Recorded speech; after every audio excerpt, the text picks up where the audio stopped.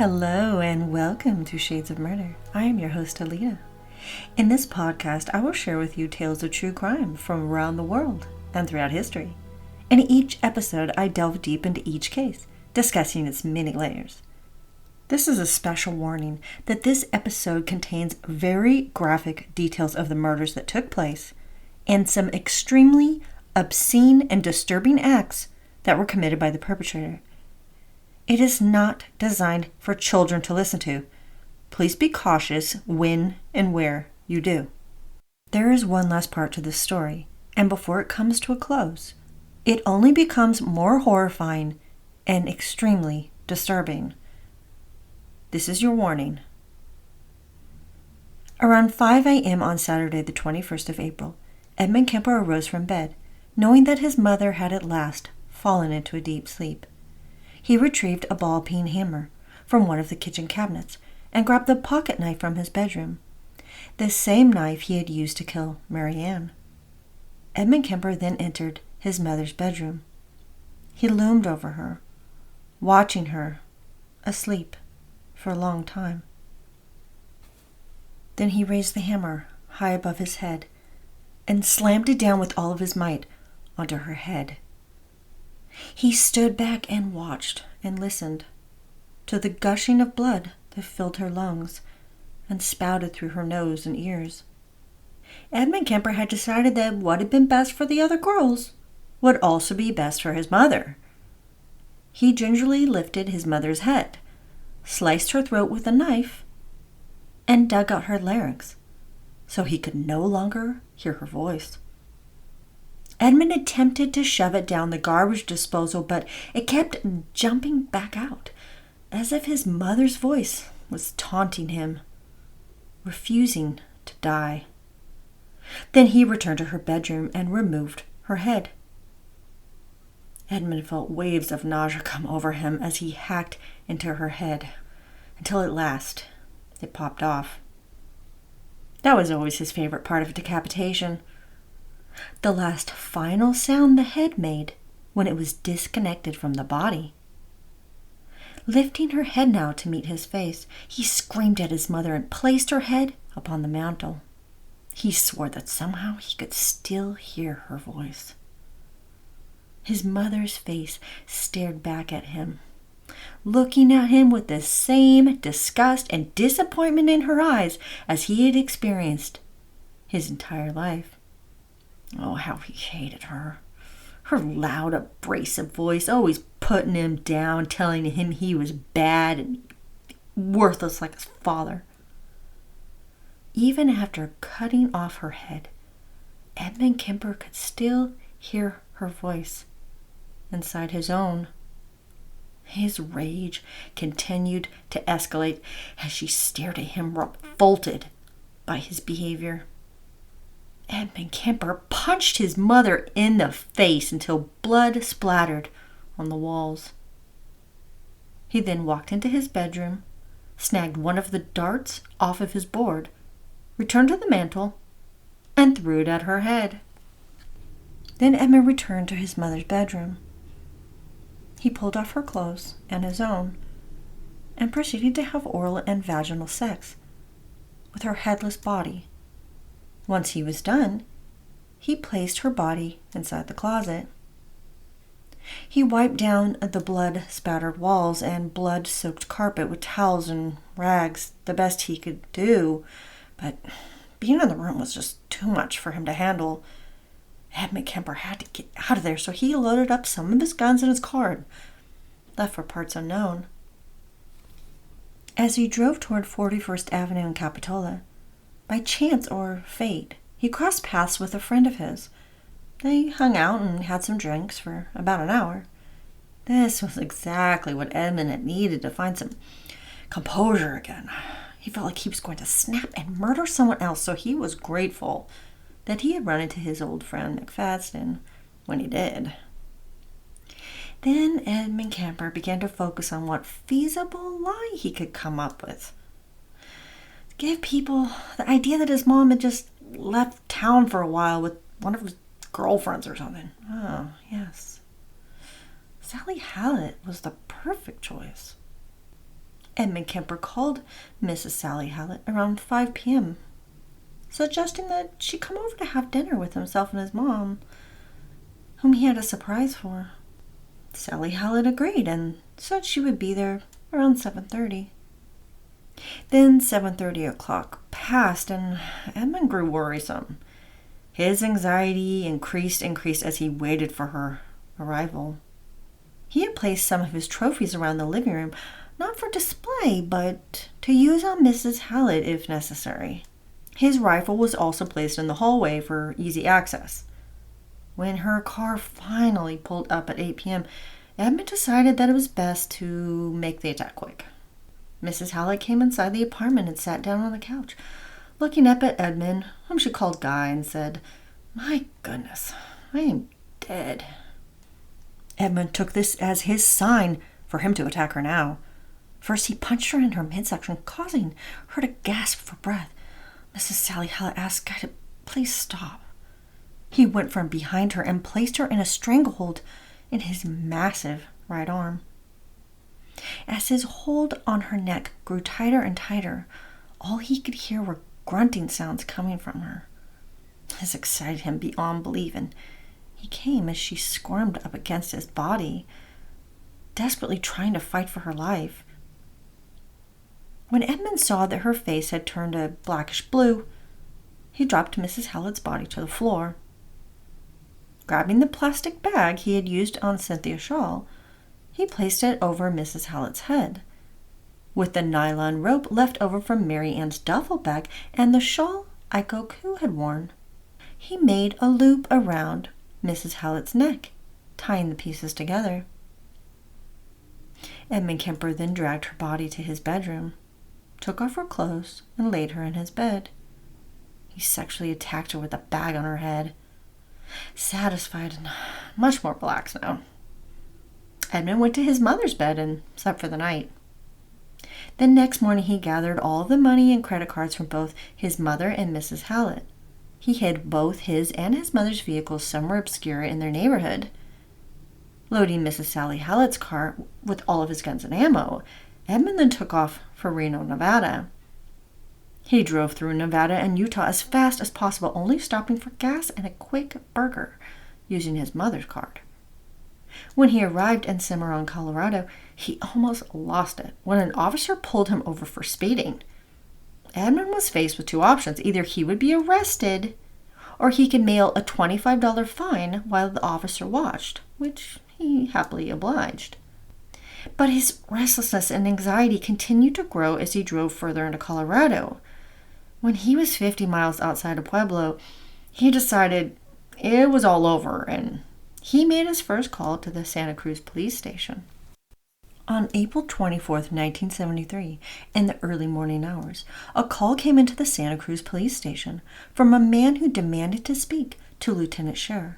He identified himself as Edmund Kemper, whom Officer Andy Crane was very familiar with. He and his fellow cop buddies knew Edmund, or Big Ed as they called him, because of their favorite hangout bar, the jury room. Andy Crane was fully aware of how much Edmund enjoyed his beer and was not about to wake up his superior for nothing. Edmund told him that the lieutenant needed to be woken up and brought to the station to be there when he called again. Officer Andy Crane thought it was just a strange prank of Edmund's and left his shift without sharing that he had called the station. 45 minutes passed and Officer Andy Crane had now gone home when Officer Jim Connors answered. It was Edmund Kemper again, who said that he had information about the co-ed murders. This time he was on a payphone calling the police station. Officer Connors listened in shock and disbelief while Edmund rambled on about how exhausted he was. He was unable to sleep, and he was terrified that he was going to kill again. Edmund Kemper instructed Officer Connors to get Sergeant Mike Alafi, whom he had met the week prior when his illegal gun had been taken from him, to direct a squad to his mother's house. Edmund openly admitted that they would find his mother and her friend there, whom he had murdered, inside the closet. Quickly and discreetly, Officer Connors alerted other officers to who was on the call and where he was calling from. 3 squad cars surrounded a very emotional but cooperative Edmund Kemper at a phone booth outside of Pueblo, Colorado. A collaborative interrogation team composed of Lieutenant Sheriff Sergeant Mike O'Luffy, DA Peter Chang, homicide investigator Dick Verbrugge, along with Pueblo officers, talked to the oddly personable giant serial killer for many, many hours. As midnight inched closer, Edmund Kemper broke down and freed himself of any inhibitions he may have been holding back as to why he had committed the murders. He shared with the group of law enforcement all of the grotesque details about his fantasy world and how he had chosen to act out his most vile dreams. The brilliant and friendly giant psychopath shared with the group every detail about the murders. The investigators and DA could not help but be impressed by his incredible memory of the exact time and the innate details around each crime. Edmund Kemper spoke of how he had decided to rebel against society and all of their so-called normal relationships and sexual experiences, all of which he had been denied. Edmund's pent-up sexual desires, along with other dreams and aspirations of his that were never realized, pushed him over the edge. His fantasies did not involve raping women while they were alive. He wanted to have sex with dead women, so he realized that he had to kill them to be able to do that. Edmund Kemper talked of the girls he killed with great fondness, talking about their appearances, what they wore, exactly what they said, and how everything unfolded, from the first kill, Marianne, to his last, Alice.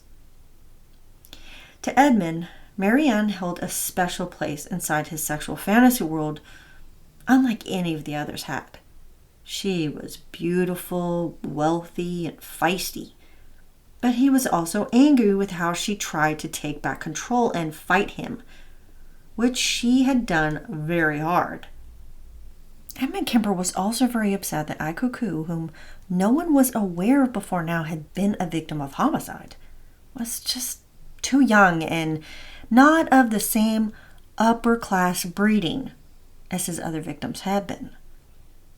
She did not fit neatly into his fantasy victim, and that really bothered him. Cynthia Ann Shaw's murder was justified by him as being a way to erase the memory of the first 2. Rosalind and Alice had died because of his mother. They had had a huge fight that night, and he was out for blood after dealing with her. Meanwhile, sheriff investigators and the coroners were in for the shock of their lives when they entered Edmund Kemper's mother's apartment. Inside the closet of her bedroom laid her decapitated body. She was completely nude, with her larynx removed. Her head was found on the mantel. Her mattress had been flipped over, and on the lower side was a massive amount of blood that had drenched through from the other side. Behind the bed, investigators spotted an old envelope. The note was dated Saturday, April 21st, 1973, 5:20 a.m. It was a formal apology for the mess left behind, which was not at all the habit of the writers. The note was from Edmund Kemper. In the other bedroom, crime scene investigators discovered the body of Mrs. Sally Hallett, a friend and co-worker of his mother's from the university. She was nude, but surprisingly, unlike his other victims, Mrs. Hallett still had her head. The cause of her death was determined to have been a broken neck. Where Edmund Kemper hated his mother with a fury, Herbert Mullin felt nothing but loathing for his father. Herbert Mullin claimed that it was his father's voice he heard, telling him to kill something, and then it turned into killing someone. He wanted his defense team to look into unsolved homicides in the area, dating back to 1925, and compare the cases to his father's fingerprints, whom Herbert Mullin just was convinced had been involved Herbert Mullin had labeled his family, friends, and others in society as the Killjoy Club. He believed that their primary purpose was to prevent him from having any sexual experience, to prevent him from ever maturing, and used him as a scapegoat for society's problems. From all accounts, Herbert Mullin was not very likable and behaved as if he were the victim. He ended up pleading guilty to second-degree murder instead of his original plea of insanity. In September 1973, Herbert William Mullin was convicted on 2 counts of first-degree murder for the intentionally planned attacks on Jim Gennaro and Kathleen Francis. He was given 2 concurrent life in prison terms with a possibility of parole. In addition to the first-degree murder convictions, a jury found him guilty of 8 counts of second-degree murder, to which he was given 8 concurrent 5 years to life sentences. On December 21st of that year, he was found guilty of an additional count of second-degree murder. Every 5 years, Herbert William Mullin would stand in front of a parole board and claim that it was all of his parents' fault, especially his father's, that he murdered 13 innocent people, including 2 small children. Time and time again, he would be denied parole. He was denied parole for the 11th time in March of 2021. Herbert William Mullin will never again be given the chance to show the board his complete lack of responsibility or remorse for his crimes. He died in prison at the age of 75 on August 18th, 2022. Edmund Emil Kemper III had been a sexual deviant as early as 7 or 8 years old. During this time, his father had left his mother and pretty much abandoned Edmund and his 2 sisters for a new life. That is how much he hated his wife, and Clarnell had placed much of the blame on Edmund for his father leaving them. The 4 of them had moved up to Montana to start a new life. His mother, Clarnell, discovered some of his bizarre behavior and punished Edmund severely. Edmund had decapitated the heads of some of his sister's dolls and removed their hands. He also enjoyed playing a game with them called the gas chamber. In this game, Edmund would have Susan and Ellen place a blindfold on him and take him to a chair. Edmund would play as if he was being gassed and would writhe and squirm around in pain till he died. Edmund's mother believed that he was a threat to his sisters, although there was never any inkling by him or anyone else that he ever intentionally harmed them in any way, nor did he want to. Due to this threat Edmund's mother believed he posed, she forced him at 8 years old to sleep in the cold, dark cellar for 8 months. She would lock him in there at night. In order for Edmund to be able to leave the cellar, someone had to move the kitchen table and lift a trap door for him to be freed. Just imagine how psychologically and emotionally damaging that would be for a child. The only reason this abuse did not last even longer is because when Edmund's father discovered this treatment of his son, he threatened to involve the cops. Ironically, and likely a strong trigger for his violence towards younger women later on, although Edmund has never openly made such a direct connection, he claimed that his older sister Susan was a smaller version of their mother, and actually much worse. She bullied and physically and sexually abused Edmund on several occasions. According to Edmund Kemper, his sister Susan had threatened to shove him in front of a train when he was only 4 years old. When he was 5, she pushed him viciously into a pool. And when he was only 8 years old, she lured him into having sexual contact with her. Susan was 14 years old at the time, and she continued to abuse her little brother Edmund until she turned 17, and then she left the house to get married to a man who was just like their father. Edmund Kemper expressed to the investigators how he had long desired much older women, ever since he was as young as 7 or 8. This makes sense, given the timeline of the abuse. One time when he was in 4th grade, Edmund told his little sister Ellen that he wished he could kiss his teacher. When Ellen said he should, Edmund simply stated, but that means she would have to be dead first. His little sister then humiliated him by sharing this with his stepfather. He had fantasies where he would hide in a closet in the school and jump out, attacking his teacher. One night, little Edmund almost made his fantasy come true. He snuck out of his bedroom window with his stepfather's bayonet at his side and went to his teacher's house. He stood outside her home for a long time, allowing his fantasy world to play out. Edmund imagined how exciting it would be to go in the house and murder her and then carry her away to make love to her dead body. For a short period of time, Edmund Kemper began shifting away from his violent sexual fantasies. His first stepfather, Norman Turnquest, who would be one of 3, spent time with Edmund outdoors, teaching him how to hunt and fish and, in Edmund's own words, do guy stuff. He did have a thought about bludgeoning him one time with an iron bar while they were fishing, but he didn't. Edmund thought he could just kill him, steal his car, and go back to California, but he ended up just going to California several times. Upon Edmund's first return from seeing his father in California, he made his first kill with the family cat. He buried the cat alive, waited for it to die, and then dug it back up so he could dissect it. The second time he attempted to hang one of the other family's cats, but when it didn't die, he stabbed the cat to death and they decapitated it. This was Edmund Kemper's first trophy. Edmund Emil Kemper III was an extremely huge young man.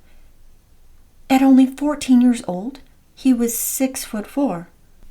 Although Edmund was very large, as both of his parents were, he was very quiet and shy, and thanks to their constant and very loud and angry bickering, Edmund preferred things in his life to not be so loud and not have conflict.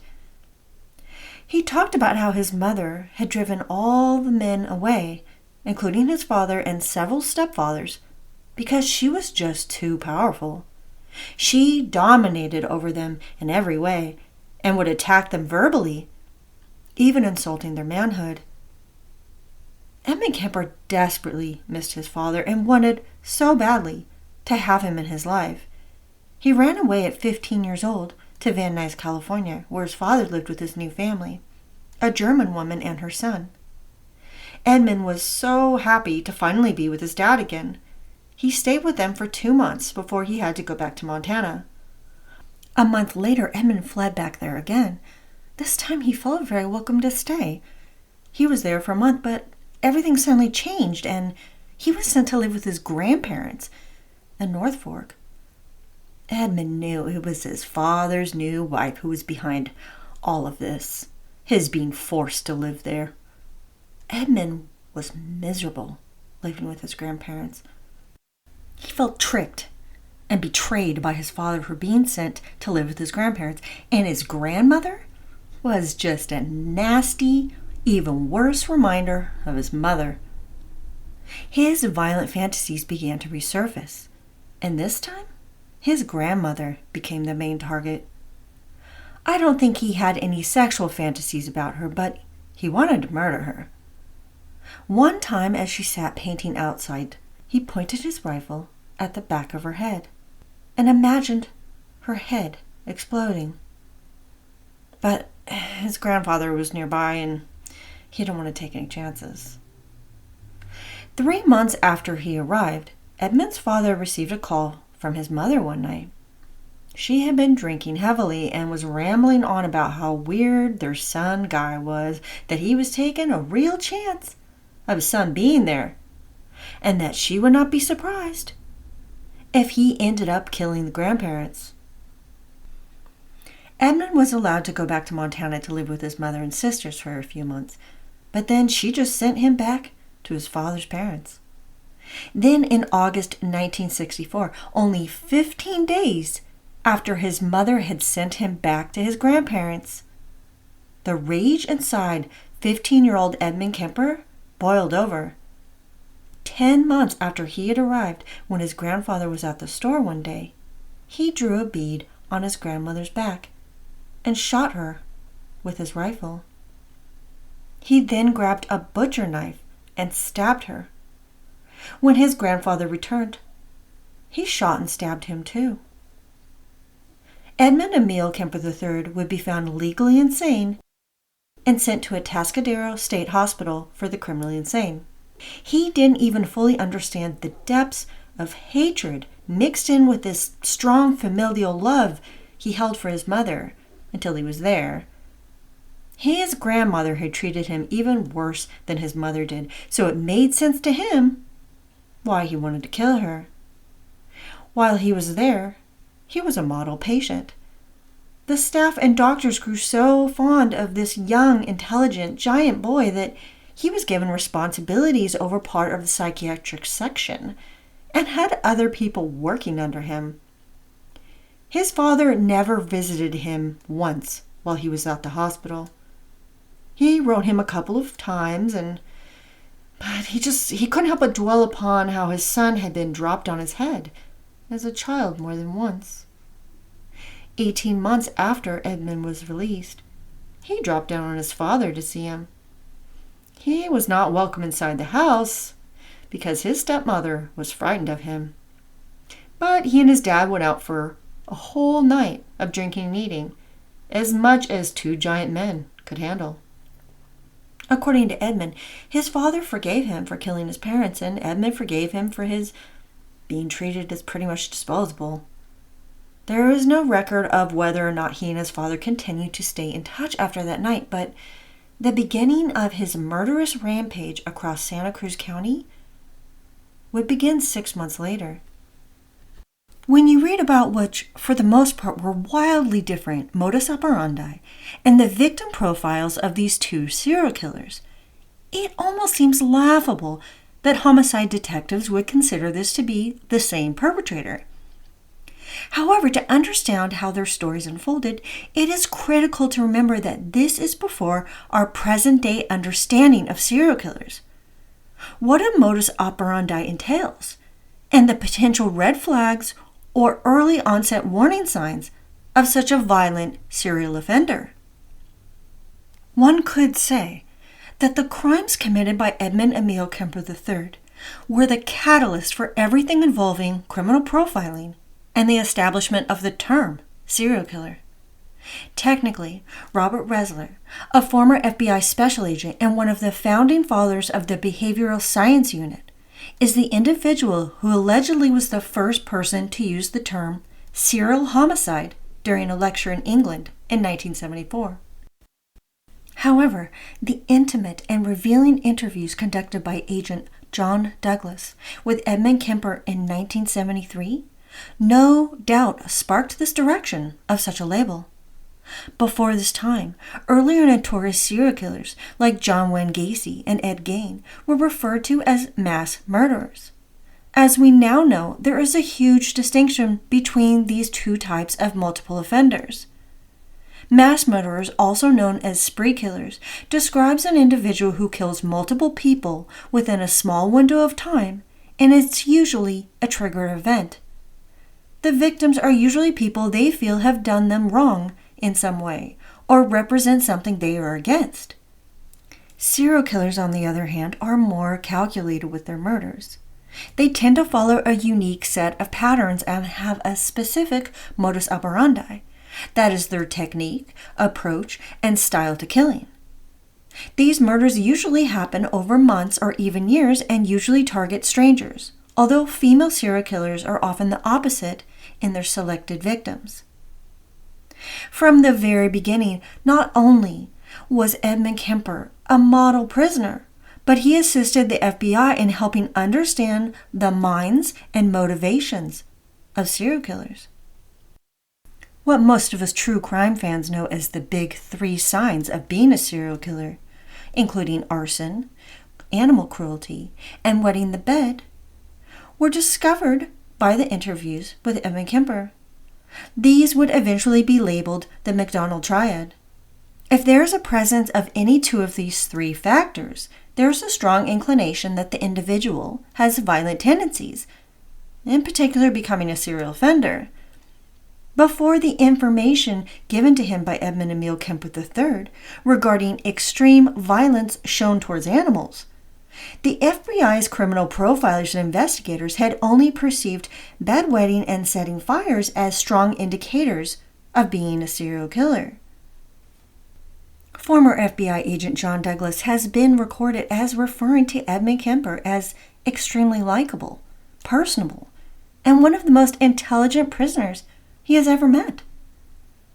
After his conversations with Edmund Kemper, he would be transferred to the FBI's Behavioral Science Unit, where John Douglas would go on to interview and construct criminal profiles for some of the most infamous serial killers of all time, including Ted Bundy, Jeffrey Dahmer, and BTK.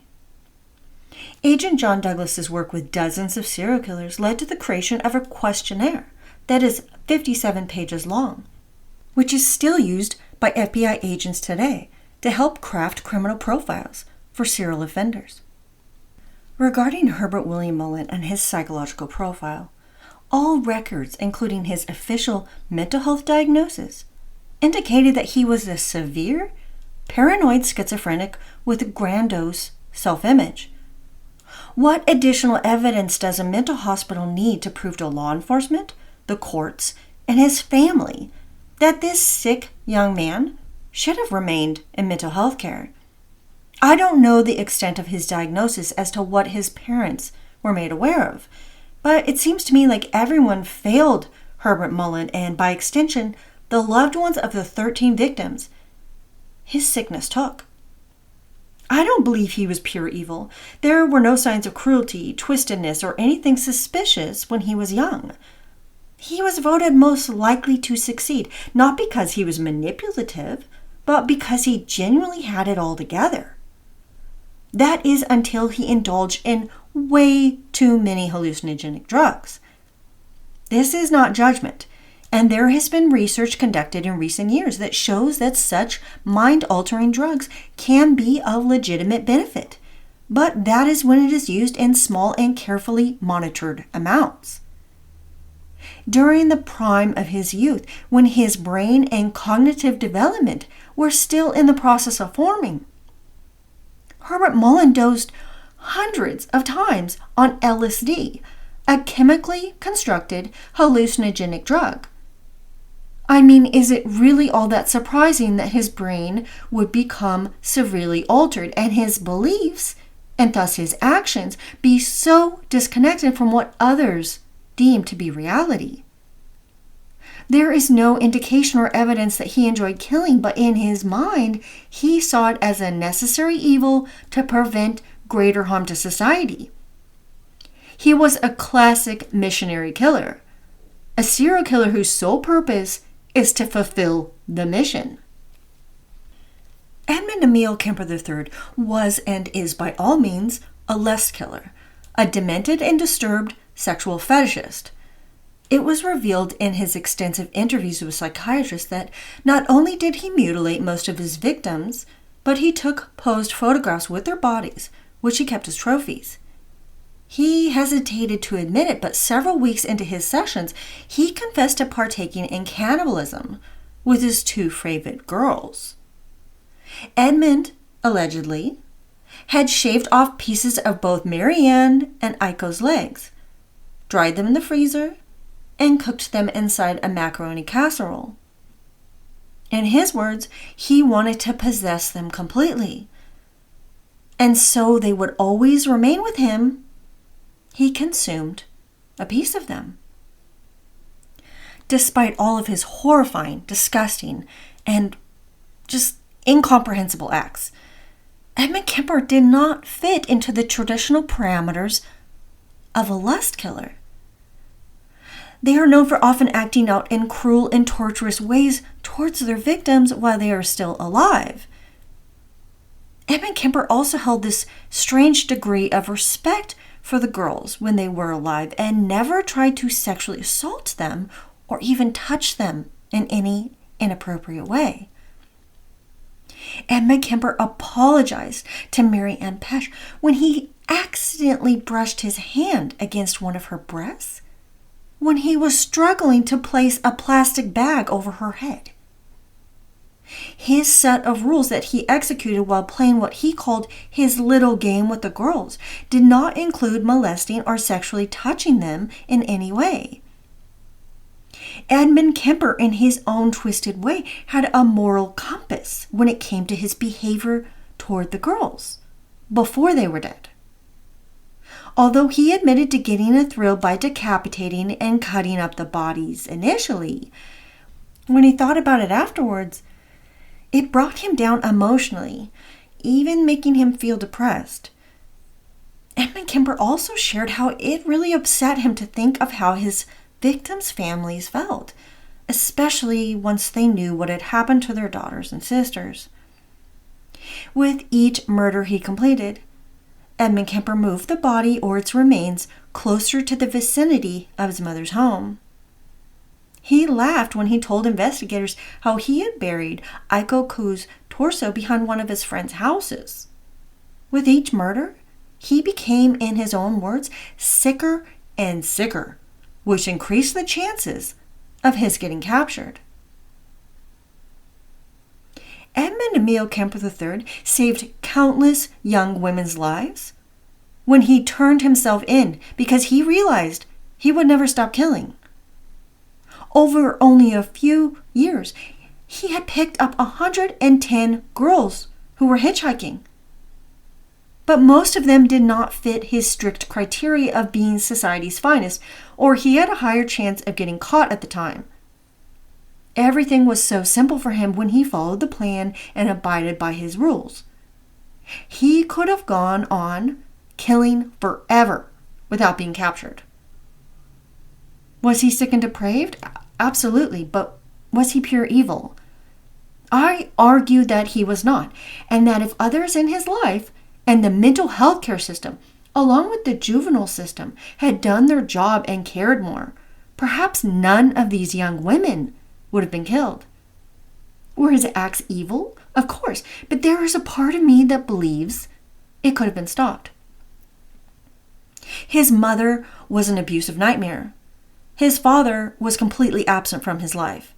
He never had any normal concept of a sexual relationship with women and was bitter about how his life had turned out. Does any of this condone his crimes? Obviously, they do not, and nothing ever could.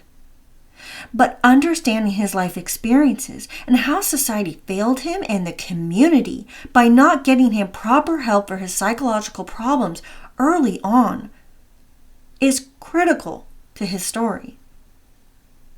When they released him after brutally murdering his grandparents at 15 years old, his record wiped clean, and then he was sent back to his monster of a mother. The systems failed him in the community of Santa Cruz. I will not go on and on this episode about the issues I have in this country regarding the lack of proper mental health care and the stigma that still surrounds mental illnesses. I think it is injustice when someone who viciously kills someone is released back into society without any official record of their violence. This neglects and ignores the problems that triggered the violence and exposes society to individuals who have already shown that they are a real threat to our society. In 1973, Edmund Emil Kemper III was found guilty of 8 counts of first-degree murder and was sentenced to 8 concurrent 7 years to life in prison. Yes, this means that he has been up for parole since 1980, and thankfully the parole board has looked past his model behavior and denied him release each time. Edmund Kemper waived his right to a hearing in both 1997 and 2002 for reasons unknown, and was most recently denied parole in 2017. But this year, the model prisoner will be up for parole again in July. He is 75 years old, and even though he committed some of the most horrific murders in all of history, especially in California, there is always a possibility of what is coined a compassionate release. Some may think he's too old to be a sexual predator. I have addressed this issue in one of my earlier episodes, and the research shows that there are shockingly high amounts of sexual assaults committed by males in their 70s. This is a terrifying thought to set this man free. Between his massive stature, his being cooped up for 50 years in prison, which I like to refer to as freaky old man strength, his extraordinarily high IQ, which is reportedly between 131 and 145, and his skills at charm and manipulation, he is still a real threat. If I lived in Santa Cruz County, I would be terrified that one day I would see a giant old man, knowing that he could be the infamous serial killer Edmund Emil Kemper III, who is now my new neighbor.